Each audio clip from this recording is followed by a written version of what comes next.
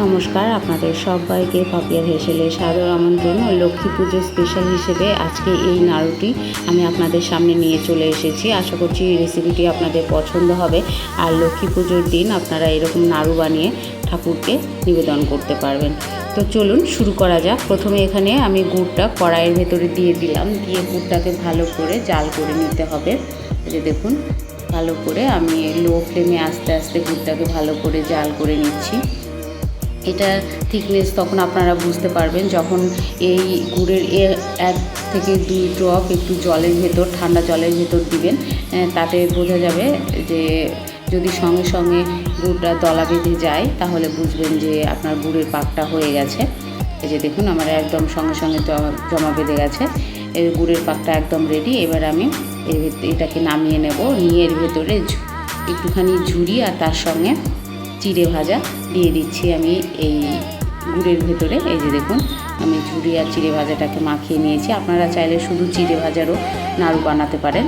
তো আমি এখানে ঝুরি আর চিড়ে ভাজাটাকে দিয়ে দিলাম, দিয়ে এটাকে ভালো করে নাড়িয়ে সমস্ত চিড়ে ভাজার মধ্যে গুড়টাকে ভালো করে মাখিয়ে নেব। এই যে দেখুন, ভালো করে মাখিয়ে নিচ্ছি।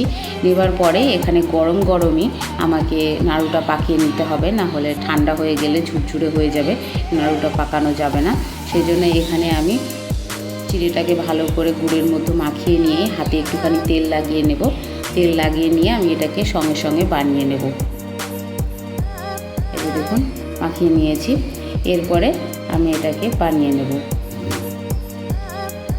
এরকম নতুন নতুন ধরনের রেসিপি পেতে অবশ্যই আমার চ্যানেলটি সাবস্ক্রাইব করবেন, লাইক করবেন, কমেন্ট করে জানাবেন কেমন লাগলো রেসিপিগুলো, শেয়ার করবেন বন্ধুবান্ধব আত্মীয়দের মাঝে, আর সাবস্ক্রাইব করে অবশ্যই আমার পাশে থাকবেন।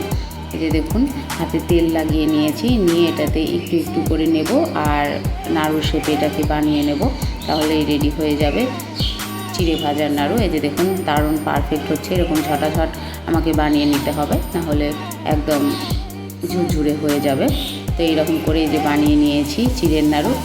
সম্পূর্ণ ভিডিও দেখার জন্য